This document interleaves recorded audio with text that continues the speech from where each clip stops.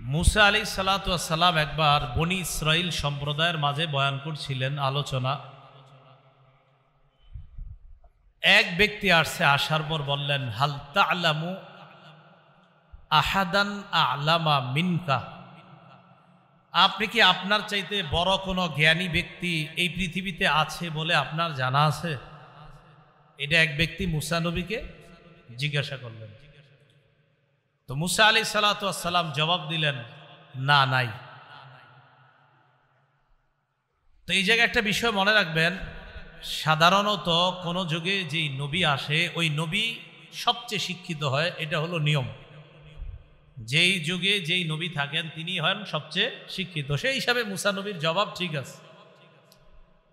কিন্তু আল্লাহ তাআলা চেয়েছেন যে মুসা নবী আমার প্রতি যদি একটু ইঙ্গিত করে বলতো যে আল্লাহ ভালো জানেন, তাহলে বিষয়টা আরো সুন্দর হতো। তো মুসা নবী বলছে, না, নাই। তো আল্লাহ বললেন, বালা আব্দুনা খাজির, হ্যাঁ আছে, আপনার চাইতেও কিছু বিষয় বেশি জানে এমন একজন মানুষ আছে দুনিয়াতে, তার নাম খাজির, আমার বান্দা। সুবহানাল্লাহ। মুসা নবী পেরেশান, এই লোকের কাছে আমার যাইতে হবে। এইটা কে? যার কাছে এমন বিদ্যা আছে, এর তো আমার বের করতে হবে। সূরা কাহাফের ৬০ নম্বর আয়াতে আল্লাহ বলেন, ওয়াইদ ক্বালা মূসা লিফাতাহু লা আবরাহু হাত্তা আবলুগা মাজমাআল বাহরাইন হাত্তা আবলুগা মাজমাআল বাহরাইনি আও আমদিয়া হুকুবা। স্মরণ করুন ওই সময়কে, মূসা আলাইহিস সালাতু ওয়াস সালাম যখন তার গোলাম যুবক ইউশা ইবনে নুনকে বললেন, লা আবরাহু হাত্তা আবলুগা মাজমাআল বাহরাইন, আমি চলতেই থাকবো, আমি রাস্তা অতিক্রম করতেই থাকবো, তুমিও আমার সাথে চলতে থাকবে, যতক্ষণ না দুই সমুদ্রের মিলনস্থলে পৌঁছবো, অথবা এই দুই সমুদ্রের মিলনস্থল না পাওয়া পর্যন্ত আমি দীর্ঘ একটা যুগ কাটিয়ে দিব। খজিরকে না পাওয়ার আগ পর্যন্ত যুগের পর যুগ যদি কাটিয়ে দিতে হয় তাও আমি কাটিয়ে দিব, তারপরও তার কাছ থেকে বিদ্যা অর্জন করতে হবে। একজন নবী যুগের পর যুগ কাটাই দিতে চায় বিদ্যা অর্জন করার জন্য। আমরা তো এমন অবস্থা হয়ে গেছে, এখন বিদ্যা অর্জন একদম পুরা পানি ভাতের মতো বানায় নিছে। আগেকার মাদ্রাসাগুলোতেও নিয়ম ছিল কি জানেন? প্রত্যেক ক্লাসের ছাত্ররা উস্তাদের সামনে কিতাব নিয়ে যাইতেন। দেশ গ্রামের এখনো অনেক মাদ্রাসার নিয়ম হলো, গ্রাম অঞ্চলের এখনো অনেক মাদ্রাসার নিয়ম, ক্লাস শেষ করে ছাত্ররা করার পর কিতাবগুলা নিয়ে পরের ঘন্টা, পরের ক্লাস যেই কিতাব যে উস্তাদের কাছে, ওই কিতাবটা নিয়ে ওই উস্তাদের রুমে চলে যায়। তা এখন তো আপনার আর ওই নিয়ম না, এখন উস্তাদরাই ক্লাসে ক্লাস। উচিত ছিল আসা না যাওয়া, যাই হোক সে বিষয়ে বলছি না। মুসা আলাইহিস সালাতু ওয়াস সালাম খজিরকে তালাশ করার জন্য বের হয়ে গেলেন। হিস্ট্রিতে আমি যাব না, খজিরের ব্যাপারে আমার লম্বা আলোচনা আছে। আপনারা যারা আমার বয়ান দেখেন, দেখছেনও হয়তো, দেখে থাকবেন, লম্বা আলোচনা আছে, দেখবেন। মুসা আলাইহিস সালাতু ওয়াস সালাম বিশাল একটা ঘটনা ঘটছে, ঘটার পর যাক খজিরকে পাইছে, পাওয়ার পর সালাম দিস। খজির বললেন, কে এখানে আবার সালাম কোত্থেকে? মুসা নবী বললেন, মুসা। কোন মুসা? বনি ইসরাইলের মুসা। জি, বনি ইসরাইলের মুসা। আপনি এখানে? আল্লাহ বলছে, আপনি এমন বিদ্যা জানেন যে বিদ্যা আমি জানি না, সেই বিদ্যা অর্জন করার জন্য আপনার কাছে আসছে। ইতিমধ্যে একটা পাখি সমুদ্রের মধ্যে মুখ দিয়া মুখটা উঠেছে, উঠানোর পর আপনার ঠোঁটের মাথায় সামান্য একটা ফোঁটা লেগে রয়েছে। তো যাই হোক, এই যে পানি ফোঁটাটা আপনার মুখ দিল, উঠাইলো, আর এই যে সামান্য একটু পরিমাণ পানি খাইলো, পাখি আর পানি ঠুকুর দিয়ে কটুক খায়। খজির মুসা নবীকে বললেন যে আল্লাহ পাক রব্বুল আলামিনের কাছে এত বিদ্যা, এই সারা পৃথিবীতে যত বিদ্যা আছে আমাদের সবার বিদ্যা আল্লাহর কাছে ওই পাখির মুখে উঠানো সামান্য এই যে ফোঁটাটা দেখলাম, এই এক ফোঁটা পানি, এর মানে আমাদেরকে আল্লাহ এই এক ফোঁটা পরিমাণ বিদ্যা দিছে, আর পুরা মহা সমুদ্র বিদ্যা আল্লাহর কাছে রেখে দিছে। এতেই আমগরে তো মনে করেন কে দেখে যে আমার চেয়ে কি বেশি পারে, কি অবস্থা আমগো এক একজনের। হ্যাঁ, শেখুল হাদিস, আল্লামা, মুফতি, মুহাদ্দিস, পোস্টারে এটা না নিলে যাব না, ওইটা না লিখলে আমি যাব না, সেটা লিখতে হবে তারপর যাব, এটা না লিখলে যাবই না। কত শর্ত থাকে আমাদের, ঠিক না? আল্লাহ হেফাজত করেন। কিসের এত শর্ত দিই বলেন? কি যোগ্যতা আছে আমাদের এগুলা বলা যে এটা লিখতে হবে, ওটা লিখতে হবে, না হয় যাব না? সারা দুনিয়াতে একটুক মাত্র বন্টন করে দিছে, তো আমি আপনি পাইছি কটুক, পাইলামই বা কটুক বন্টনে? মহাসমুদ্র তো সেখানে রয়ে গেছে। আল্লাহ কথা বুঝার তৌফিক দান করেন। মুসা আলাইহিস সালাতু ওয়াস সালামকে বলতেছেন, আপনি যেই বিদ্যা জানেন এটা আমি জানি না, আবার আল্লাহ আমারে কিছু বিদ্যা শিক্ষা দিছে, এটা আবার আপনার জানা নাই। তো মুসা আলাইহিস সালাতু ওয়াস সালাম খজিরকে বলতে লাগলেন, হাল আত্তাবিউকা আলা আন তুআল্লিমানি মিম্মা উল্লিমতা রুশদা। আল্লাহ আপনাকে যে বিদ্যা দিয়েছে এই বিদ্যা অনুসরণ করার জন্য, এই বিদ্যা অর্জন করার জন্য আমি কি আপনার অনুসরণ করতে পারি? খজির জবাব দিলেন, ক্বালা ইন্নাকা লান তাসতাতিআ মাইয়া সাবরা। আপনি তো ধৈর্য ধারণ করতে পারবেন না আমার সাথে। কে বললেন? খজির। মুসা আলাইহিস সালাতু ওয়াস সালাম বললেন, সাতাজিদুনি ইনশাআল্লাহু সাবিরা। আপনি আমাকে ধৈর্যশীল পাবেন, আপনার সাথে আমাকে নিতে পারেন, ধৈর্যশীল পাবেন। তো খজির বললেন, লা তাসআলনি আন শাইইন হাত্তা উহদিসা লাকা মিনহু যিকরা।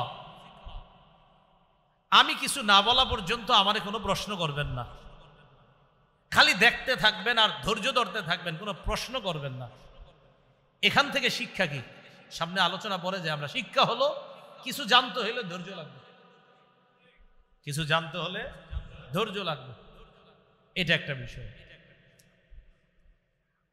তো দুজন চলতে লাগলেন, যাইতে যাইতে সামনে নদী, দুজনের কারো কাছে নৌকায় চড়ার মতো, জাহাজে চড়ার মতো ভাড়া নাই। নৌকার মাঝি খজিরকে চিনে ফেলছে,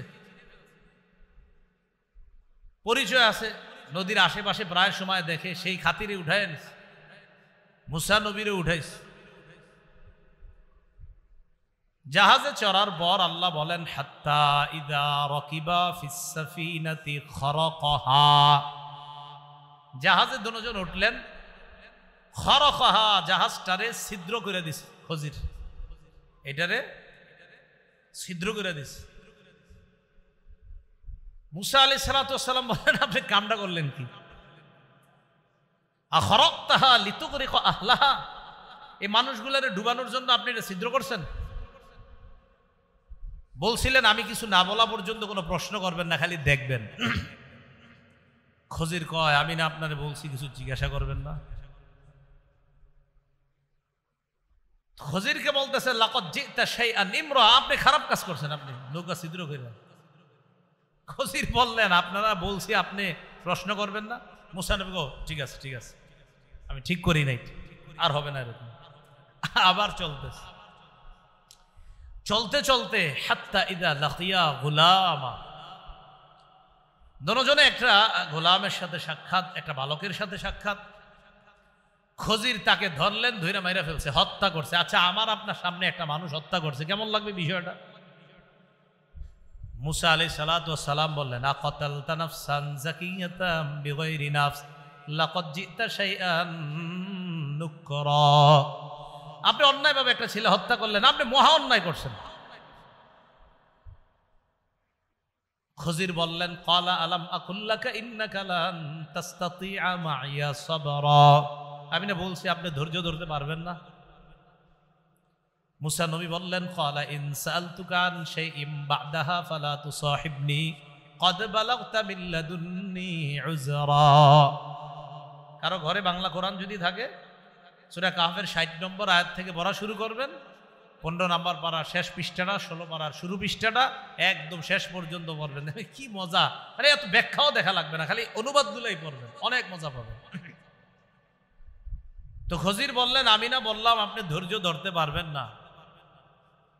তো মুসা বললেন ইন সাআলতুকা ক্বালা ইন সাআলতুকা আন শাইইন বা'দাহু ফালা তুসাহিবনি। মুসা আলাইহিস সালাতু ওয়াস সালাম বললেন এরপরে যদি আর কিছু জিজ্ঞাসা করি ফালা তুসাহিবনি, আমারে আর নিয়েন না সাথে। তো খজির বললেন ক্বালা আলাম আকুল লাকা ইন্নাকা লান তাসতাতিআ মাইয়া সাবরা। মুসা নবী বললেন ক্বালা ইন সাআলতুকা আন শাইইন বা'দাহ না ফালা তুসাহিবনি ক্বাদ বালাগতু মিন লাদুন্নি উযরা। তো বলতেছে আমি যদি এর পরে আপনাকে প্রশ্ন করি তো আপনি আর আমাকে সাথে নিয়েন না,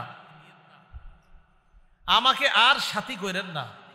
তো দুজন চলতে চলতে হাত্তা ইদা আতাইয়া আহলা ক্বরিয়াতিন ইসতাতআমা আহলাহা, এক গ্রামে আসছে, আসার পর দুজনের ক্ষুধা, মুসাফির হিসাবে গ্রামবাসীর কাছে মেহমানদারি চাইছে। ফাআবাউ আইয়ুদাইফুহুমা, গ্রামবাসী অস্বীকার করলো, না মেহমানদারি করব না। গ্রামবাসীর কাছে মেহমানদারি চাইছে, তারা অস্বীকার করলো মেহমানদারি করব না। এখন কোন এই লোক এই এলাকার কারো জন্য কিছু করতে মায়া লাগবে? যারা আমাদের মেহমানদারি করলো না, একটু সহমর্মিতা প্রকাশ করলো না, এদের প্রতি তো মায়া হবে না। ফাওয়াজাদা ফিহা জিদারান ইউরিদু আন ইয়ানকাদ্দা ফাআকামা, হঠাৎ দুইজনে দেখলো একটা দেয়াল পড়ে যাওয়ার উপক্রম। খজির ওই দেয়ালটাকে সুন্দরভাবে ঠিক করে দিল। কোন এলাকার দেয়াল? যে এলাকার মানুষ কিচ্ছু খাওয়ায় নাই। তো দেয়াল যখন ঠিক করে দিল, মুসা নবী বললেন এরাম করে কিছু খাওয়াইলো না, এদের দেয়ালটা ঠিক করে দিলেন। লাউ শি'তা লাত্তাখাযতা আলাইহি আজরা, চাইলে তো কিছু পারিশ্রমিক নিতে পারতেন, তাহলে আমরা কিছু খাইতে যাইতে পারতাম। খজির বললেন ক্বালা হাযা ফিরাকু বাইনি ওয়া বাইনিক সাউনাব্বিউকা বিতা'ওয়িলি মা লাম তাসতাতি আলাইহি সাবরা। আমার আপনার মাঝে এটাই পার্থক্য, আমি আপনাকে এখন ব্যাখ্যা করব যেই বিষয়ের এতক্ষণ ব্যাখ্যা দেই না, আর যেই বিষয়ের ব্যাপারে আপনি ধৈর্য ধরতে পারেন নাই, সাউনাব্বিউকা আপনাকে জানাবো বিতা'ওয়িলি মা, ওই জিনিসের ব্যাখ্যা, লাম তাসতাতি আলাইহি, যেই বিষয়ে আপনি ধৈর্য ধরতে পারে, সবর ধৈর্য ধারণ করতে পারেন নাই, এই জিনিসের ব্যাখ্যা এখন আপনাকে আমি শোনাবো। এবার বলতে লাগলেন আম্মাস সাফিনাতু ফাকানাত লিমাসাকিনা ইয়ামালুনা ফিল বাহ। ওনা আপনাদের পরীক্ষা নেওয়া দরকার। এবার কয়টা ঘটনা ঘটছে? 1 নাম্বার জাহাজ, 2 নাম্বার মেরে ফেলছে, 3 নাম্বার দেয়াল ঠিক করা, এই 3টা। তো মুসা নবী তিনোটার ক্ষেত্রেই প্রথমটা বলছে আপনি খারাপ কাজ করছেন, মানুষগুলো ডুবে মরবো না, নৌকা ছিদ্র করছেন। আরেকটা বললো একটা ছেলে অসহায়, কত মাসুম বাচ্চা, এরা আপনি মেরে ফেললেন, এটা কোনো কথা? আরেকটা আর আম করে খাওয়াইলো না, আপনি দেয়াল ঠিক করলেন, কিছু টাকা পয়সা পারিশ্রমিক হিসাবে নেওয়া তো জায়েজ ছিল, নিতেন, আমাদের খাওয়ার ব্যবস্থা হইত। তো এবার ব্যাখ্যা শুরু করলেন। 1 নম্বর, ওই আগে আপনাদের কাছ থেকে ওয়াদা নিয়েছি, এলেম শিখতে হইলে কি লাগে? ধৈর্য। 1 নম্বর, আম্মাস সাফিনাতু ফাকানাত লিমাসাকিনা ইয়ামালুনা ফিল বাহ ফাআরাদতু আন আইবাহা ওয়া কানা ওয়ারাআহুম মালিকুন ইয়াখুযু কুল্লা সাফিনাতিন গাসবা। জাহাজটা ছিল ফাকানাত লিমাসাকিন, কয়েকজন অসহায় মানুষের, ইয়ামালুনা ফিল বাহ, যারা সমুদ্রে কাজ করত, এই জাহাজ চালায়া তারা খাইতো, এটাই তাদের জীবিকা উপার্জনের একমাত্র মাধ্যম। ফারাদতু আন আইবাহা, আমি এটাকে দোষযুক্ত করে দিতে চাইলাম। কেন জানো? ওয়াকানা ওয়ারাআহুম মালিকুন ইয়াখুযু কুল্লা সাফিনাতিন গাসবা, পিছনে এক জালেম বাদশা ছিল, এই জালেম বাদশা ইয়াখুযু কুল্লা সাফিনাতিন, এই সাফিনাতিনের পরে তাফসীর জালালাইন খুলে দেখেন, এখানে ব্যাখ্যা আছে কুল্লা সাফিনাতিন সালিহাতিন গাসবা, প্রত্যেক ভালো ভালো জাহাজগুলাকে ওই বাদশা ছিনতাই করে নিয়ে যায়। আমি এটারে ছিদ্র করে দিলাম, এটা এখন দোষযুক্ত হয়ে গেছে, এটা আর ভালো নাই। বাদশা যখন দেখবে এটার মধ্যে দোষ আছে, এটা আর ছিনতাই করে নিবে না, তখন বাদশা ওই জলদস্যু যারা আছে, তার ডাকাত দল যারা আছে, তারা যখন জাহাজ আর নিতে পারবে না, এই ডাকাতি করে যখন চলে যাবে, তখন এই মাঝিরা, নৌকার মালিকরা ছিদ্রটা বন্ধ করে আবার এই জাহাজ দিয়া জীবিকা উপার্জন করতে পারবে। তাহলে কাজটা কি খদির ভালো করছিল না খারাপ? ভালো। এই একটা এলেম। আচ্ছা ঠিক আছে, বুঝলাম, একটা মানুষ মেরে এলেছেন, এটা কেমন কথা? তো খজির জবাব দিলেন, আম্মাল গোলামু, যে ছেলেটাকে মারলাম, ফাকানা আবাওয়াহু মুমিনাইন, তার দুই বাবা মা এরা ছিল ভালো মানুষ। তো আমি চিন্তা করলাম যে এই ছেলে যখন বড় হবে, আইয়ুর হিকহুমা তুগয়ানা ওয়া কুফরা, এই ছেলে তাদেরকে বাধ্য করবে নাফরমানি করতে, কুফরি করতে বাধ্য করবে, ও নিজেও কাফের হবে। এই জন্য আমি চিন্তা করলাম, এরে যদি আমি হত্যা করি, এর পরিবর্তে আল্লাহ পাক রব্বুল আলামিন এমন সন্তান দান করবে, যেই সন্তানটা হবে নেককার, ভালো একজন সন্তান হবে, যেই সন্তান মা বাবারে খারাপ কাজে নিবে না। তো এটার আমি মেরে ফেলছি, এটা থাইকা কোনো লাভ নাই, কারণ এটা সারা জীবন অকর্মণ্য থাকবে, এটা কাফের থাকবে। আল্লাহ একটা বিদ্যার মাধ্যমে আমারে জানায়া দিয়েছে যে এটা হবে কাফের, তা আমি এটা হত্যা করলাম। আপনার চোখে দেখতে মনে হয়েছে এটা হত্যা, আসলে আল্লাহ তো আমাকে জানায়া দিয়েছে এই ছেলে কেমন হবে, এই জন্য হত্যা করলাম। বাস্তবিক অর্থে তাফসীর কারকরা লেখেন, এই সন্তান হত্যা করার পরিবর্তে ওই দম্পতিকে আল্লাহ একটা কন্যা সন্তান দান করেছেন। এই কন্যার বংশ থেকে 11 জন নবী আল্লাহ বানাইছে। মুসা নবী, আচ্ছা বুঝতে পারলাম, দেয়ালটা ঠিক করছেন, খানা টানা কিচ্ছু খাওয়ায় নেই। খজির বললেন, আম্মাল জিদারু ফাকানা লিগুলামাইনি ইয়াতীমাইন ফিল মাদিনা, এই দেয়ালটা যে ঠিক করলাম, এই দেয়ালটা লিগুলামাইনি ইয়াতীমাইনি ফিল মাদিনা ওয়া কানা তাহতাহু কানজুল লাহুমা ওয়া কানা আবুহুমা সালিহা, এই দেয়ালের নিচে তাদের সঞ্চিত সম্পদ ছিল এই দুইটা এতিম বালকের, এই দুইটা এতিম সন্তানের। দেয়াল যদি একবারে পড়ে যাইতো আর খাজানাগুলা যদি অন্যান্য কেউ দেখতো, চুরি করে নিয়ে যাইতো, আমি আল্লাহর কাছ থেকে বিদ্যার মাধ্যমে জানতে পারলাম এটার নিচে ধনভাণ্ডার আছে, দেয়ালটা এখন লাগায়া দেই। তো আল্লাহ পাক রব্বুল আলামিন চাইলে ফারাদা রাব্বুকা আইয়াবলুগা আশুদ্দাহুমা ওয়া ইস্তাখরিজা কানজাহুমা রাহমাতাম মির রাব্বিক, তারা যখন বড় হবে তখন রবের রহমতের মাধ্যমে তারা তাদের এই সঞ্চিত ধনভাণ্ডারটা নিয়ে যেতে পারবে। এখন তারা ছোট মানুষ, এখন যদি এটা উন্মুক্ত হয়ে যায়, অন্য মানুষ তাদের সম্পদটা মেরে দিবে, এরা বড় হওয়ার পর তাদের সম্পদটা আল্লাহর রহমতে আল্লাহই পাওয়ার ব্যবস্থা করে দিবে। বলেন তো, তিনটা কাজ প্রথমে দেখতে আমাদের কাছে কি মনে হয়েছিল, কিন্তু আসলে তিনটাই কি বলেন তো ভালো। কিন্তু আবার এই কাম আপনারা করতে যায় না, যারে মাইরা লেবেন, মাইরা কবেন আমি জানতে পারছিলাম এরে মারা ঠিক আছে, বিষয়টা আমার কিন্তু এরকম না। এই বিদ্যা আমার আপনার নাই, এটা এই বিদ্যা, এটা আলাদা এক বিদ্যা ছিল। এখন আপনি আপনার একজনকে গিয়া কি করলেন, লঞ্চে উঠলেন 10 তলা, আপনি নিচে ফুটা করে দিলেন না, মানে আপনি কি করলেন, আমি জানতে পারছি এখানে বিশাল বড় এক তিমি এই লঞ্চে খাইয়া ফেলবে, এইগুলা করেন না কিন্তু আবার। তো মুসা আলাইহিস সালাতু ওয়াস সালামের যে বিষয়টা বুঝাইতে চাইলাম, বলেন তো এলেমের প্রতি একজন নবীর আগ্রহ, ধৈর্য কি পরিমাণ থাকলে তিনি বেচাইন পেরেশান হয়ে গেলেন যে আল্লাহ বলছে আপনার চেয়ে বড় জ্ঞানী আছে, বাস ওই জ্ঞানীর থেকে জ্ঞান আহরণ করার জন্য তিনি বের হয়ে পড়লেন। আল্লাহ আমাদের সকলকে জ্ঞান অর্জন করার জন্য আগ্রহ, ধৈর্য সবগুলা যেন আল্লাহ আমাদের সকলকে দান করেন। এইখানে আমরা যারা আসলাম বা বিভিন্ন দূর দূরান্ত থেকে আপনারা যারা আসেন, একটা হাদিস আপনারা মনে রাখবেন। ইবনে মাজাহ কিতাবের নাম, মুকাদ্দিমায় হাদিসটা আসছে 223 নম্বর হাদিস। এই হাদিসের বর্ণনাকারী কাসির ইবনে কাইস রহমতুল্লাহ আলাই, তিনি বলেন, কুনতু জালিসান ইনদা আবি দারদা ফি মসজিদি দিমাশক, আমি দামেস্কের মসজিদে আবু দারদা রাদিয়াল্লাহু তাআলা আনহুর পাশে বসা। এটা কি মসজিদ? তো এমন একটা মসজিদ, দামেস্কের মসজিদে রাসূলের সাহাবী আবু দারদার পাশে বসা। জাআহু রাজুলুন মিনাল মাদিনা, মাদিনাতির রাসূল সাল্লাল্লাহু আলাইহি ওয়াসাল্লাম, সাহাবী মসজিদে বসা এক ব্যক্তি তার সাথে সাক্ষাৎ করার জন্য আসছে মদিনা থেকে। কোত্থেকে? মদিনা থেকে দামেস্কের দূরত্ব প্রায় 1200 কিলোমিটারের উপরে। কয় কিলোমিটার? প্রায় 1200 কিলোমিটার বর্তমান হিসাব অনুযায়ী। তো যেই ব্যক্তিটা আসছে আবু দারদার কাছে, আসার পর আবু দারদা রাদিয়াল্লাহু তাআলা আনহু তাকে দেখলেন। দেখার পর ওই লোকটা আবু দারদাকে বললেন, আমি আপনার কাছে এসেছি মদিনা থেকে, লিহাদিসিন বালাগানি আন্নাকা তুহাদ্দিসুহু আর রাসূলিল্লাহি সাল্লাল্লাহু আলাইহি সাল্লাম। কথাটা গুরুত্ব দিয়ে শুনেন। আমি আপনার কাছে আসছি মদিনা থেকে শুধু একটা বিষয়ে যাচাই করার জন্য। কয় কি বিষয়? একটা বিষয় যাচাই করার জন্য। কি? একটা হাদিস। কি হাদিস?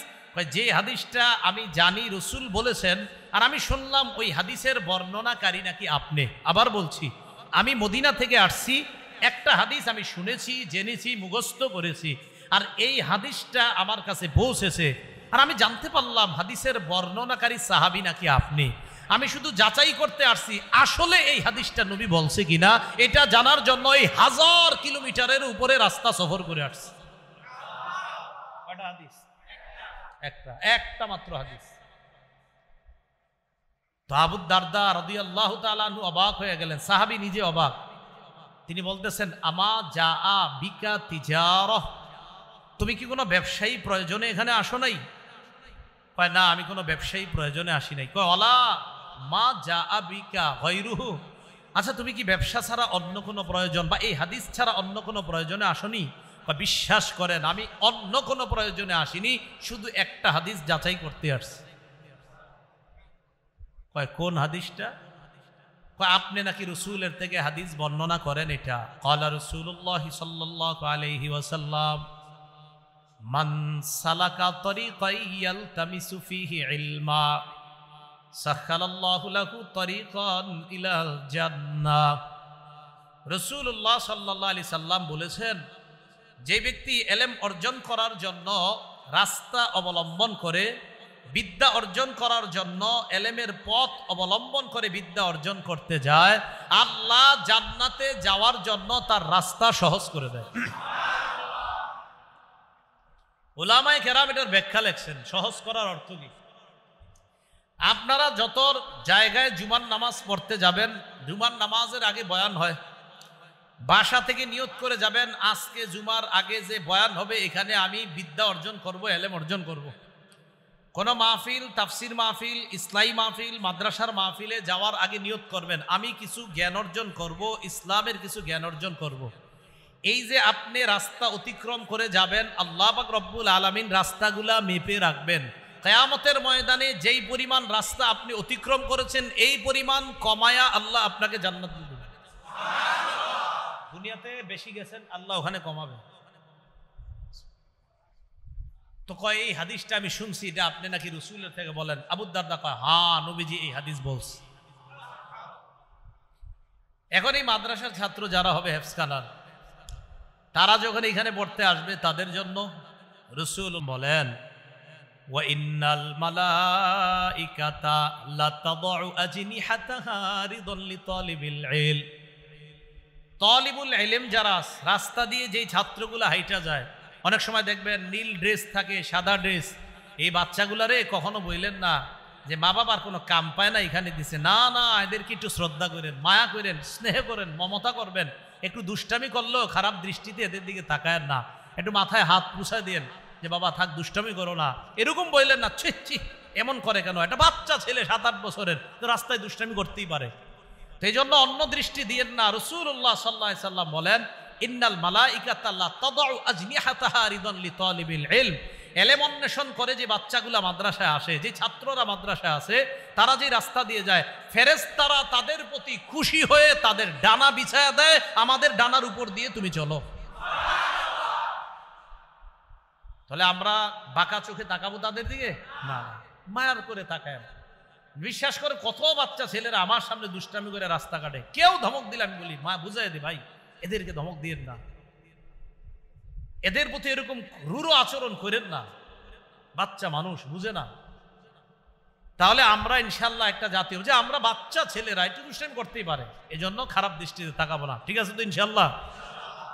এরপরে রাসূলুল্লাহ সাল্লাল্লাহু আলাইহি সাল্লাম বলেন, ওয়া ইন্না তালিবাল ইলমি ইস্তাগফিরু লাহু মান ফিস সামাওয়াতি ওয়াল আরদ হাত্তাল হিতানি ফিল মা।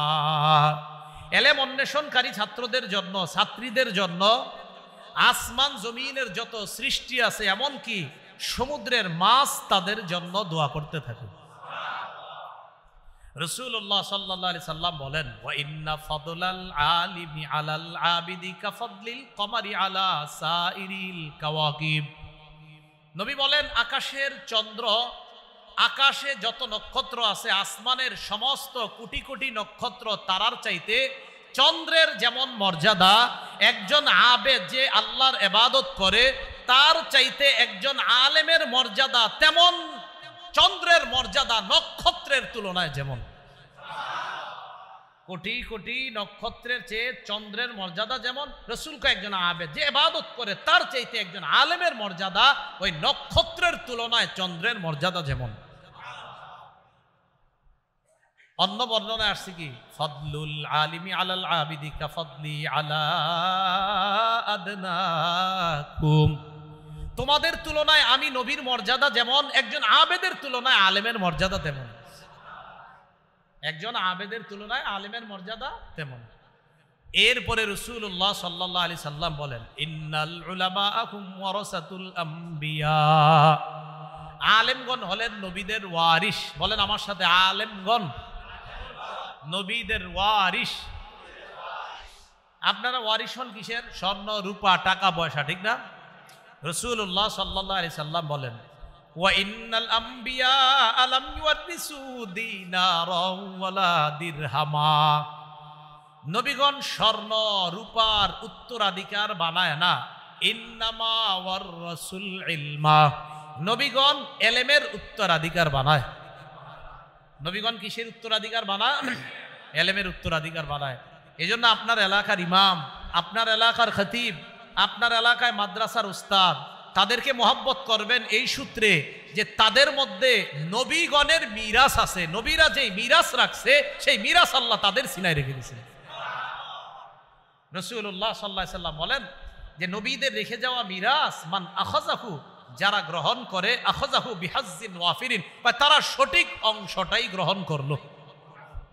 তাহলে আপনাদের কাছে জানতে চাই, উলামাদেরকে নবীগণ স্বর্ণরূপার মিরাস, স্বর্ণরূপার উত্তরাধিকার বানাইছে।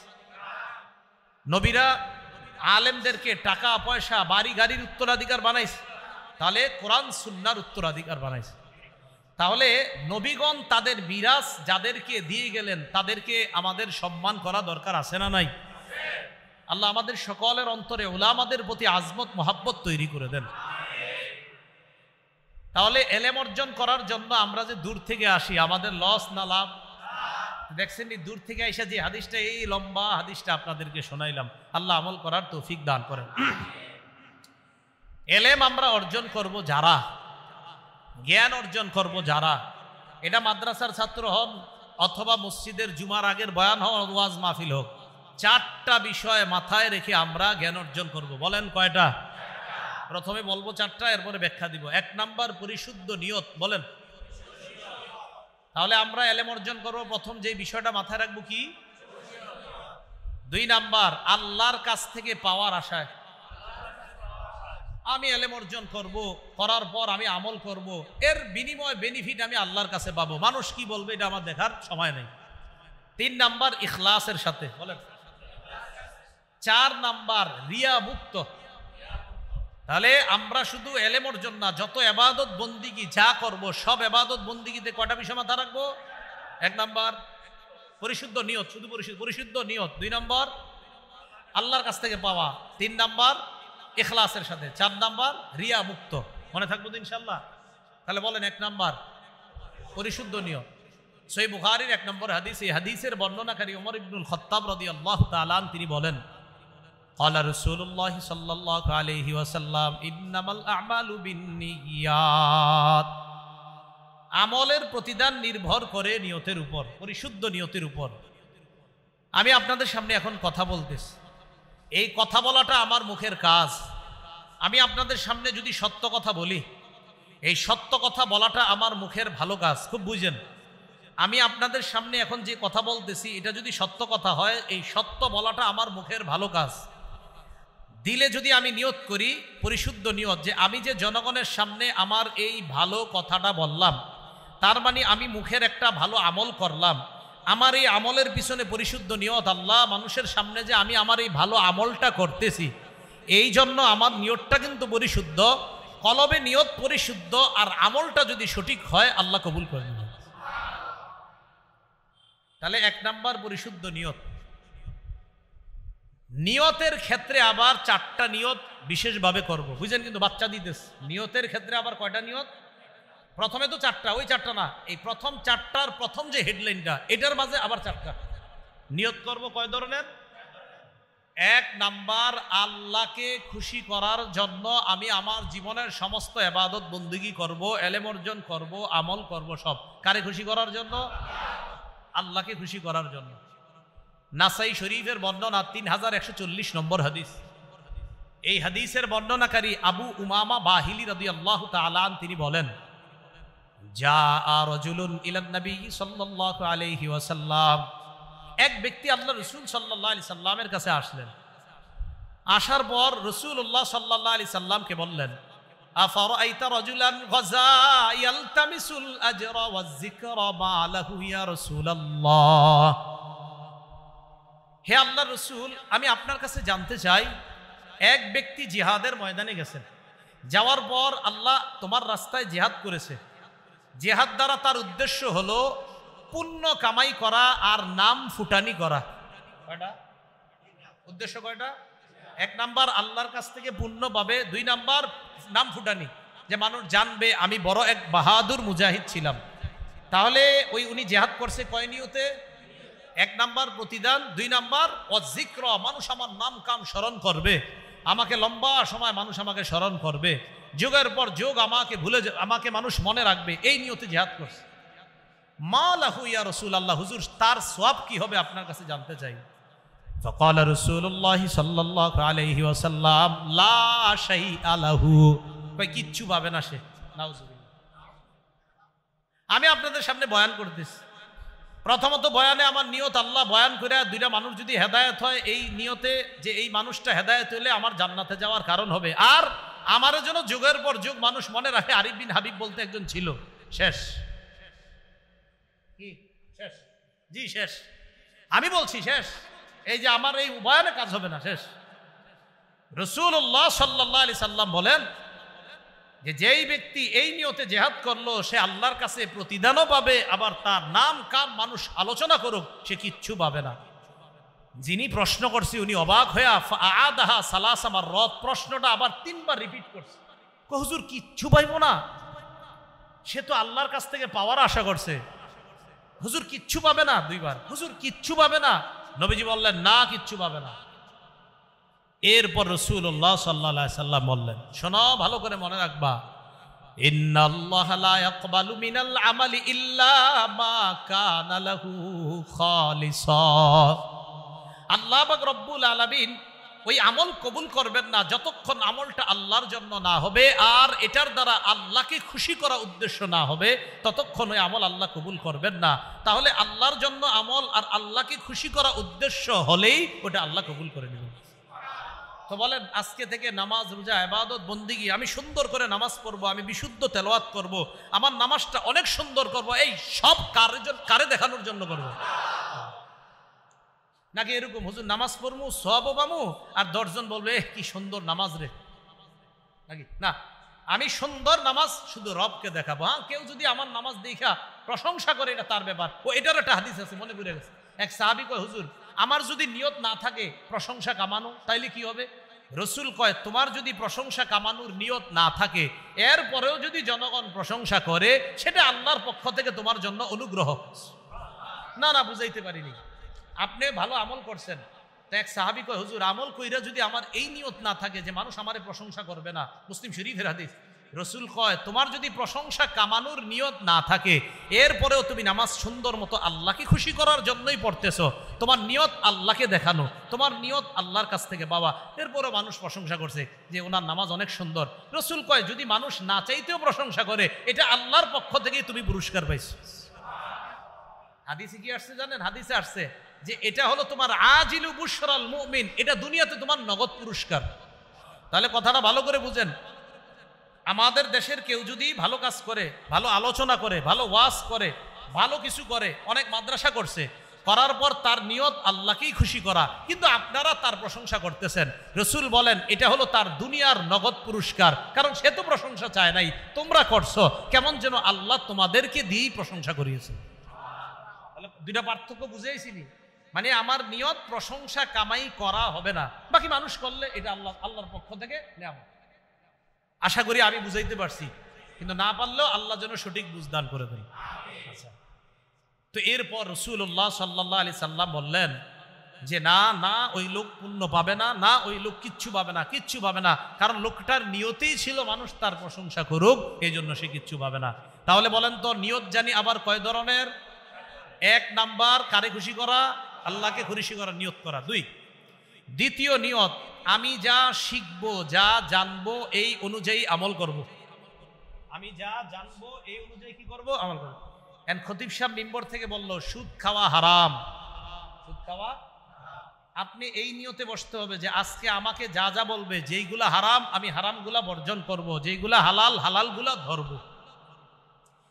এখন আপনি বিদ্যা অনুযায়ী যদি আমল না করেন, তিরমিজি শরীফের বর্ণনা 2416 নম্বর হাদিস, এই হাদিসের মধ্যে আসছে আব্দুল্লাহ ইবনে মাসউদ রাদিয়াল্লাহু তাআলা আনহুর বর্ণনা। তিনি বলেন ক্বালা রাসূলুল্লাহ সাল্লাল্লাহু আলাইহি ওয়াসাল্লাম, রাসূলুল্লাহ সাল্লাল্লাহু আলাইহি সাল্লাম বলেন লা তাজুলু কদামা ইবনি আদম হাত্তা ইউসআলা আন খামসিন, আদম সন্তানের দুই পা নড়বে না কিয়ামতের ময়দানে 5 প্রশ্ন করার আগ পর্যন্ত। এক নাম্বার আন উমরিহি ফিমা আফনা, এক নাম্বার জীবন সম্পর্কে প্রশ্ন, জীবন কোন কাজে কাটিয়েছে। দুই নাম্বার আন শাবাবিহি ফিমা আবলা, যৌবন সম্পর্কে প্রশ্ন করা হবে, যৌবন কোথায় কাটিয়েছে। ভাইও দরজা লাগায়া মা বাবার আড়ালে মোবাইলের গুনার মধ্যে লিপ্ত হয়েন না, আপনার জীবনটা নষ্ট করে দিয়েন না, ইলেকট্রনিক মিডিয়ার মাধ্যমে গুনাহ করে দুনিয়া আখিরাত বরবাদ করে দিয়েন না। আল্লাহ প্রশ্ন করবে কিয়ামতের মাঠে। দুই নাম্বার যৌবন তুমি কোথায় কাটিয়েছো। রাত 12টার পর 1টা 2টা 3টা পর্যন্ত দরজা বন্ধ করে মা বাবা ভাবতো তুমি পড়াশোনা করছো ইন্টারনেটে, তুমি যা করেছো আমি আল্লাহ তো দেখছি, বলো কি করছো। এটা 2 নাম্বার যৌবন। 3 নাম্বার ওয়ান মালিহি মিন আইনা ইকতাসাবা, সম্পদ তুমি কোত্থেকে কামাই করেছো। 4 নাম্বার ওয়াফিমা আনফাকা, ওয়াফিমা আনফাকা, কোথায় খরচ করেছেন। এবার আমার সাথে 2টা বাংলা বলেন, বলেন হালাল পথে আয়, হালাল খাতে ব্যয়। 3 নাম্বার প্রশ্ন হবে হালাল পথে আয় করেছো। 4 নাম্বার প্রশ্ন হবে হালাল খাতে ব্যয় করেছো। এটা হলো 3 আর 4 প্রশ্ন। এখন আপনি 3 নাম্বার হালাল পথে আয় করেছেন, 4 নাম্বার জুয়া খেলছেন, মানে হালাল পথে আয় করছেন কিন্তু 4 নাম্বার খাতটা জুয়া, আপনি জুয়া খেলছেন, তাহলে কিন্তু হলো না। 3 নাম্বার কোন পথে সম্পদ কামাই করছো, 4 নাম্বার কোন খাতে ব্যয় করেছো। তাহলে যেই পথে কামাই করেছেন এটাও হতে হবে হালাল, আর যেই খাতে ব্যয় করেছেন এটাও হতে হবে কি হালাল। 5 নাম্বার ওয়া আন ইলমিহি বিমাজা আমিলা ফিমা আলিমা, এলেম সম্পর্কে জিজ্ঞাসা করা হবে, এলেম অনুযায়ী আমল করছো কিনা। শুক্রবার দিন মসজিদে গিয়ে যে হুজুরের বয়ান শুনতা, বয়ানগুলো আমল করছো ঠিক মতো। এই 5 প্রশ্ন করার আগে আদম সন্তানের 2 পা নড়বে না। তাহলে বলেন তো নিয়তের মধ্যে আবার কয় প্রকারের নিয়ত করব। 1 নাম্বার কারে খুশি করা, 2 নাম্বার এলেম অনুযায়ী আমল করা, 3 নাম্বার আমরা যা জানবো তা অন্যের কাছে প্রচার করব, এই নিয়তে জানবো। আমরা যা জানবো অন্যের নিকট তাবলীগ করব, প্রচার করব, এই নিয়তে জানা। আল্লাহ পাক রব্বুল আলামিন রাসূলুল্লাহ সাল্লাল্লাহু আলাইহি সাল্লামকে লক্ষ্য করে বলেন ইয়া আইয়ুহার রাসূল, হে রাসূলুল্লাহ সাল্লাল্লাহু আলাইহি সাল্লাম, হে মুহাম্মদ সাল্লাল্লাহু আলাইহি সাল্লাম, বাল্লিগ, আপনি প্রচার করেন, মা উনজিলা ইলাইকা, যা আপনার প্রতি অবতীর্ণ করা হয়েছে, মির রব্বিকা, আপনার রবের পক্ষ থেকে। হে রসুল, আপনি প্রচার করেন যে আপনার রবের পক্ষ থেকে আপনার প্রতি ওহী হিসাবে নাজিল করা হয়েছে। তাহলে প্রচারের দায়িত্বটা নবীকে দিয়েছেন কে? আল্লাহ। এবার নবী আমগরে কি করে দেখেন, বাল্লিগু আন্নি ওয়ালাউ আয়া, ও আমার সাহাবারা তোমরা আমার পক্ষ থেকে একটি আয়াত জানলেও প্রচার করে দাও। বলেন নবীকে প্রচার করার হুকুম করেছেন কে? আর আমাদেরকে একদম সমষ্টিগতভাবে সবাই একসাথে একদম সব মুসলমান উম্মতকে প্রচার করার হুকুম করেছেন কে? নবীজি। রাসূল সাল্লাল্লাহু আলাইহি ওয়াসাল্লাম বলেছেন বাল্লিগু, প্রচার করো, বাল্লিগু, প্রচার করো। আল্লাহ করলেন রসুলকে হুকুম, রসুল আমাদেরকে বললেন শোনো আমার দায়িত্ব কিন্তু তোমাদের কাছে দিয়ে গেলাম, তোমরা নবী হবা না, কিন্তু নবুয়তের যে দায়িত্ব, যে দ্বীনের দাওয়াতের দায়িত্ব, এটা তোমরা কিন্তু পুরা দুনিয়াতে প্রচার করবা। নবী হবে না, কিন্তু নবীওয়ালা দায়িত্বটা প্রচার করা। এখন দেখেন বিদায় হজের ভাষণে সহিহ বুখারীর 105 নম্বর হাদিস, রাসূলুল্লাহ সাল্লাল্লাহু আলাইহি সাল্লাম সাহাবীদেরকে প্রশ্ন করলেন আইয়ু ইয়াউমিন হাযা, সাহাবীরা আজকে কোন দিন? সবাই চুপ। আজকে যে জিলহজের 10 তারিখ, নবীও জানে আজকে কোরবানির দিন, এই জন্য আমরা চুপ রয়েছি। নবীও তো জানে আজকে কোরবানির দিন, আমরা মনে করলাম আজকের নাম মনে হয় পরিবর্তন করবে। রাসূলুল্লাহ সাল্লাল্লাহু আলাইহি সাল্লাম বললেন আলাইসা ইয়াউমান নাহর, আজকে কি কোরবানির দিন না? তো সাহাবীরা বললেন জি হুজুর আজকে কোরবানির দিন। এরপরে বললেন আইয়ু শাহরিন হাযা, এটা কোন মাস? আচ্ছা বলেন তো কোরবানি, আলেম সারা অন্যরা বলেন কোরবানি কোন মাসে হয়? মাশাআল্লাহ জিলহজ মাসে। তো সাহাবীরা কয় এটা যে জিলহজ মাস, নবী তো জানে। আমরা চুপ রইলাম, হাত্তা যানান্না আন্নাহু সাইসাম্মিহি বিগাইরি ইসমিহি, আমরা মনে করলাম নবী মনে হয় অন্য কোনো নাম রাখবে। রাসূল আমাদেরকে বললেন আলাইসা বিজিল হিজ্জাহ, এটা কি জিলহজ মাস না? আমরা বললাম জি হুজুর জিলহজ মাস। এরপরে বললেন আইয়ু বালাদিন হাযা, এটা কোন শহর? তো মক্কা শহর, কে না চিনে, নবীজির জন্মভূমি মক্কা। তো সাহাবায়ে কেরাম বলে আমরা চুপ রইলাম, আমরা তো জানি এটা মক্কা, নবীও জানে, ভাবলাম নবী কি অন্য কোনো নাম রাখবে কিনা। নবী বললেন এটা কি পবিত্র শহর মক্কা না, এটা কি বালাদে হারাম না? তো সাহাবীরা বলে জি হুজুর এটা বালাদুন হারাম। রাসূলুল্লাহ সাল্লাল্লাহু আলাইহি সাল্লাম বলেন ইন্না দিমাআকুম ওয়া আমওয়ালাকুম ওয়া আ'রাযাকুম আলাইকুম হারামুন আলাইকুম ওয়া ফি রিওয়ায়া আলাইকুম হারামুন কাহুরমাতি ইয়াউমিকুম হাযা ফি শাহরিকুম হাযা ফি বালাদিকুম হাযা। আজকে কোরবানির দিন যেমন সম্মানিত, এই মাস যেমন সম্মানিত, এই শহর যেমন সম্মানিত, ঠিক তেমনিভাবে এই দিন সম্মান যেমন, এই মাসের সম্মান যেমন, এই এলাকার সম্মান যেমন, এক মুসলমান আরেক মুসলমানের ইজ্জত, এক মুসলমান আরেক মুসলমানের রক্তপাত ঘটানো, এক মুসলমান আরেক মুসলমানের অপমান করা, আমি রাসূলুল্লাহ সাল্লাল্লাহু আলাইহি সাল্লাম তোমাদের জন্য এই মক্কার মতো পবিত্র আর সম্মানিত ঘোষণা করলাম। একজনের রক্ত আরেকজনের জন্য হারাম, মানে পবিত্র, কেউ কারো রক্তপাত ঘটাইবা না। একজনের সম্পদ আরেকজনের কাছে পবিত্র, কারো সম্পদ লুণ্ঠন করবা না। একজনের কাছে আরেকজনের ইজ্জত পবিত্র, কারো ইজ্জত তোমরা হরণ করবা না। এই শহর, এই দেশ আর এই দিনের মতো আমি মুসলমানের এই 3টা অধিকার সম্মানিত বলে ঘোষণা করলাম। এটা বলা আমার উদ্দেশ্য না। রসুল বয়ান দেওয়ার পর বললেন তোমরা সবাই বয়ানটা শুনছো তো? রসুল সবাই শোনাইলেন, শোনানোর পর বললেন আলা হাল বাল্লাগতু, এই শোনো আমি কি আমার দায়িত্ব পালন করছি? সাহাবীরা কয় জি হুজুর পালন করছেন। আবার বললেন আমি কি পালন করছি? বললেন হ্যাঁ। রসুল এইভাবে বললেন আল্লাহুম্মা শাহাদ, আল্লাহ আপনি সাক্ষী থাকেন, আল্লাহ আপনি সাক্ষী থাকেন, আল্লাহ সাক্ষী থাকেন, আমার সাহাবীরা বলছে আমি নাকি আমার দায়িত্ব পালন করেছি। এবার সাহাবীদেরকে বললেন আমি তো দায়িত্ব পালন করেছি, তোমাদের তো দায়িত্ব আছে। কি? আলা ফাল্লিবাল্লিগিশ শাহিদুল গায়বা, তোমরা উপস্থিত যারা আছো তোমাদের দায়িত্ব আমার কাছ থেকে যা জানলা, অনুপস্থিত যারা আছে তাদেরকে পৌঁছায়া দেওয়া, তাদেরকে জানায়া দেওয়া আছে। এখন আপনাদের এইখানে কি আজকে এলাকার সবাই আসছে? তো এইখানে যা শিখবেন, যা জানবেন, ঘরের বিবির কাছে, মেয়ের কাছে, শাশুড়ির কাছে, নিজের কন্যার কাছে প্রচার করার দায়িত্ব কার? বলেন আমাদের। কার? তাহলে 3 নাম্বার নিয়ত, আমরা যা জানবো তা অন্যের কাছে প্রচার করব, বিশেষ করে আমাদের ঘরে প্রচার করব। 4 নাম্বার নিয়ত, লেখনী শক্তি আল্লাহ যাদেরকে দিছে কলমের মাধ্যমে একটু লেখা প্রকাশ করব কথাগুলা। যেমন আপনারা ফেসবুক চালান, ফেসবুকে উল্টা পাল্টা কিছু না লেখা, ভালো কিছু জানলেন এটা ফেসবুকে লিখে দেন। হয়তো একটা লোক এটা পড়ার কারণে যদি হেদায়েত পেয়ে যায়, হতে পারে এটাই আপনাকে জান্নাতে নিয়ে যাবে। তাহলে উল্টা পাল্টা কিছু না লেখা, উল্টা পাল্টা ঝগড়া, এই যে ফেসবুকে ঝগড়া না লাগানো, ঠিক না? 2 আলেমের মাঝে ঝগড়া না লাগানো, 2 আলেমের বক্তব্য কাট করে ঝগড়া না লাগানো, ওইগুলো আসলে অন্যায়। এগুলা কি বলেন তো? অন্যায়, আসলে অন্যায়, এগুলো মারাত্মক অন্যায়, এগুলো ঠিক না। আল্লাহ আমাদেরকে হেফাজত করেন। তাহলে আসল কথায় আসি, আবার কয় জিনিস মাথায় রাখতে হবে? 1 নাম্বার নিয়ত। নিয়তের মধ্যে আবার কয় ধরনের নিয়ত? তো এটা তো হলো, তো প্রথম যে 4টা আবার 1 নম্বর নিয়ত। 2 নাম্বার মনে আসেনি? বুঝলে গেছেন? আল্লাহর কাছ থেকে পাওয়ার আশা। বুঝলে, আল্লাহর কাছ থেকে পাওয়ার আশা। হ্যাঁ, আল্লাহর কাছ থেকে পাওয়ার আশা কেমন? আমি এখানে বিদ্যা অর্জন করতে যাব, এটা অর্জন করার পর আমি আমল করব, অথবা এখানে এই মজলিসে আসাটাই সওয়াব, এখানে যে বসে আছেন এটাই সওয়াব, এখানে আপনারা বসে আছেন এটাই সওয়াব। বুখারীর বর্ণনা, ফেরেশতারা আমাদের পুরা মজলিসটা ঘেরাও করে আল্লাহর আসমান পর্যন্ত চলে গেছে। তো আল্লাহ পাক, লম্বা হাদিস, আল্লাহ শেষের দিকে বলে ইশহাদু আন্নী কদ গফারতু লাহুম, সাক্ষী থাকো এখানে যারা নিয়ত ভালো করে আইসা বসছে আমি তাদেরকে মাফ করে দিচ্ছি। বাস এখানে এই আশায় আসছি, কে মাফ করবে আমাদেরকে? 3 নাম্বার কি ছিল? ইখলাস। 3 নাম্বার কি ছিল? ইখলাস। রাসূলুল্লাহ সাল্লাল্লাহু আলাইহি সাল্লামকে এক সাহাবী প্রশ্ন করলেন, মাল ঈমান, হুজুর ঈমান কি জিনিস? নবীজি বললেন ইখলাস।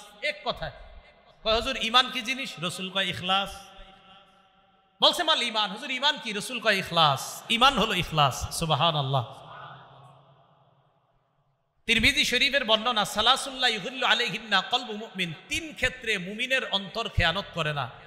1 নাম্বার ইখলাসুল আমালি লিল্লাহ, মুমিন সব আমল ইখলাসের সাথে করবে, এই ক্ষেত্রে তার অন্তর খেয়ানত করে না। 2 ওয়ান নাসিহাতু লিউলাতিল মুসলিমিন, মুমিন মুসলমান শাসকদেরকে উপদেশ দেওয়ার ক্ষেত্রে তার অন্তর খেয়ানত করবে না, উপদেশ দিতে সে সুন্দরভাবে উপদেশ দিবে মুসলমান শাসকদেরকে।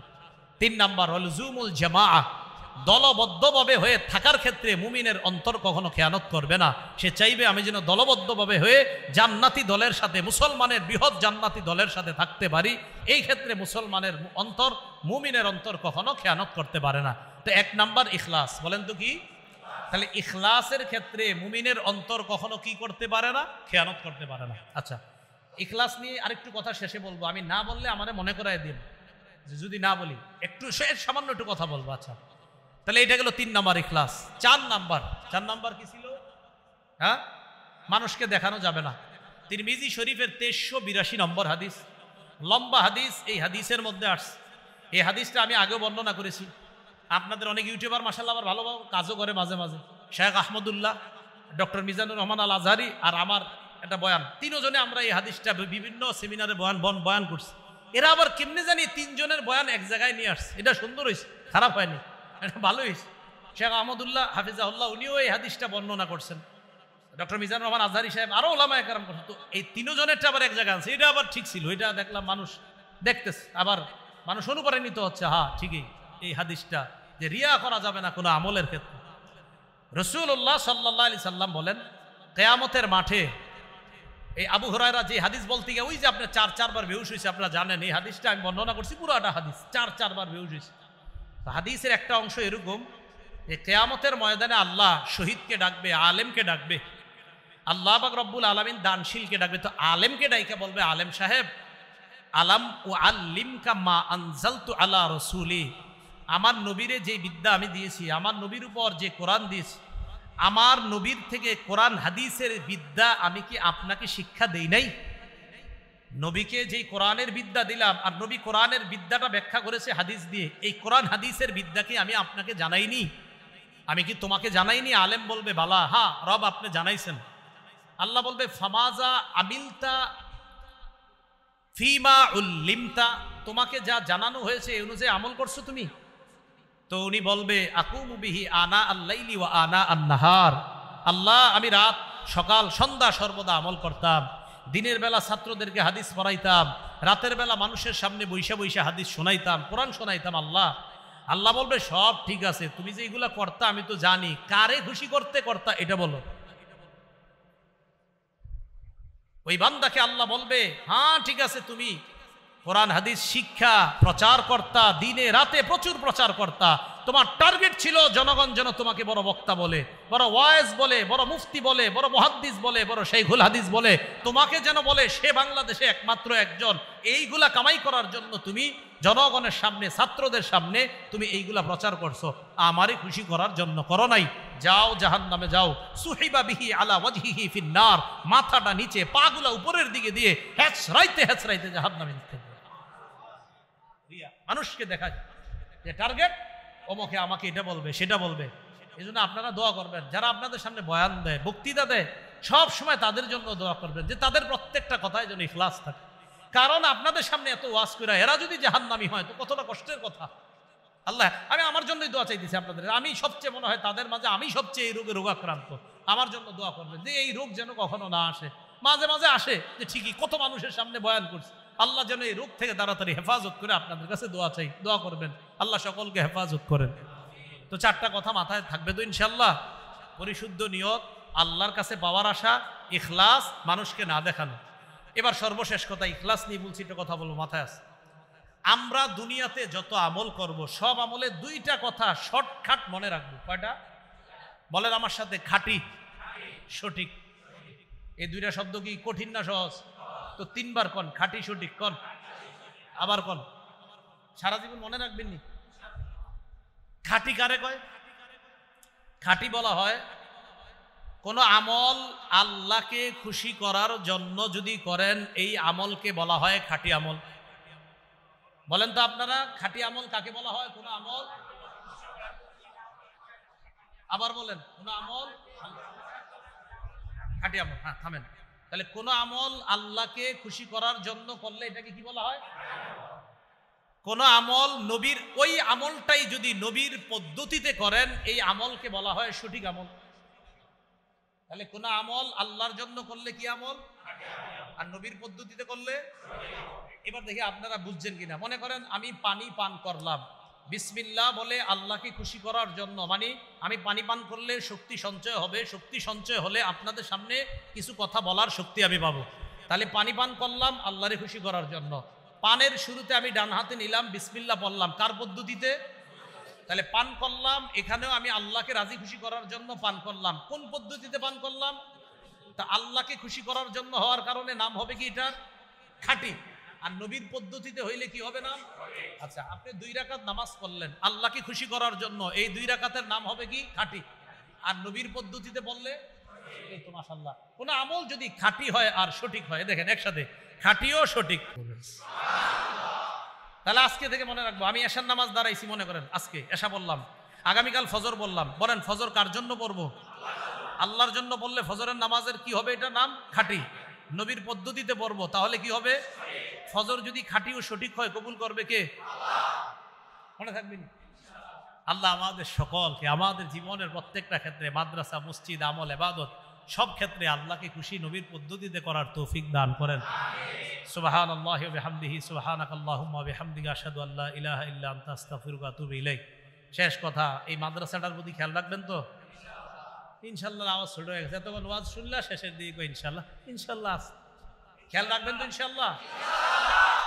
1 নাম্বার আপনাদের কাছে আমার চাওয়া, এই মাদ্রাসাটার নাম নিয়ে একটু দোয়া করতে পারবেন কারা কারা? এটা পারবেন তো?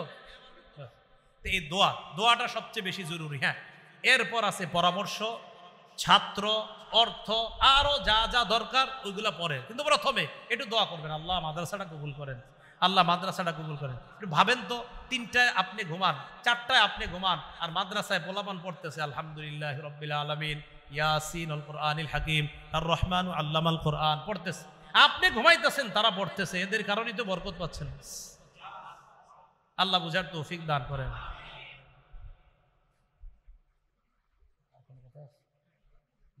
আল্লাহুম্মা সাল্লি আলা মুহাম্মাদ ওয়া আলা আলি মুহাম্মাদ। আলহামদুলিল্লাহি রাব্বিল আলামিন, আল আখিরাতুল মুত্তাকিন, আসসালাতু ওয়াসসালামু আলা সাইয়্যিদিল আমবিয়া ওয়াল মুরসালিন ওয়া আলা আলিহি ওয়া আসহাবিহি আজমাইন। রব্বানা যালামনা আনফুসানা ওয়া ইল্লাম তাগফির লানা ওয়া তারহামনা লানাকুনান্না মিনাল খাসিরিন। রব্বিরহামহুমা কামা রাব্বায়ানি সগীরা, রব্বিরহামহুমা কামা রাব্বায়ানি সগীরা। আল্লাহ আল্লাহ আমল করি, আল্লাহ আমল করার পর চিন্তা করি এটা আপনারে খুশি করার জন্য করছি কিনা মাওলা। আল্লাহ মেহেরবানি করে আমাদের জীবনের প্রতিটা ক্ষেত্রে আপনাকে খুশি করার জন্যই যেন আমল করতে পারি, তৌফিক দান করেন। জীবনের সমস্ত গুনাহ খাতাগুলা মাফ করে দেন আল্লাহ। আমাদের মধ্যে যারা অসুস্থ বানায়া দেন, যারা ঋণী ঋণ পরিশোধের ব্যবস্থা করে দেন, যারা অভাবী অভাব দূর করে দেন। আল্লাহ এই মাদ্রাসাটা আপনি কবুল করে নেন, এই মাদ্রাসার যাবতীয় প্রয়োজন গাইবী খাজানা থেকে পুরা করে দেন। আল্লাহ রওজাতুল কোরআন একাডেমি, আল্লাহ হেফজ শাখা, বালক শাখা, আল্লাহ মেহেরবানি করে ছাত্র, অর্থ, পরামর্শ, দোয়া যা যা প্রয়োজন আপনি ব্যবস্থা করে দিয়েন। আল্লাহ বালিকা শাখাকেও আপনি কবুল করে নেন। আল্লাহ আমাদের মধ্যে যারা কঠিন বিমারিতে আক্রান্ত হয়ে হসপিটালে ঘরের বিছানায় শোয়া, আল্লাহ তাদেরকে আপনি মাফ করে দেন। আল্লাহ আমাদের দোয়া আপনি কবুল করেন। আমাদের মধ্যে যাদের মা বাবা, আত্মীয় স্বজন, পাড়া প্রতিবেশী, মুরব্বিয়ানে কেরাম কবর জগতে, তাদের কবরগুলা জান্নাতের বাগান বানায়া দেন। আল্লাহ আমাদের দোয়া আপনি কবুল করেন। আল্লাহ আমাদের দোয়া আপনি কবুল করেন। রব্বানা তাকাব্বাল মিন্না ইন্নাকা আনতাস সামিউল আলিম ওয়া তুব আলাইনা ইন্নাকা আনতাত তাওয়াবুর রহিম। আল্লাহুম্মা সাল্লি ওয়া সাল্লিম ওয়া বারিক আলা মুহাম্মদ। সুবহানা রাব্বিকা রাব্বিল ইজ্জাতি আম্মা ইয়াসিফুন ওয়া সালামুন আলাল মুরসালিন। আলহামদুলিল্লাহি রাব্বিল আলামিন।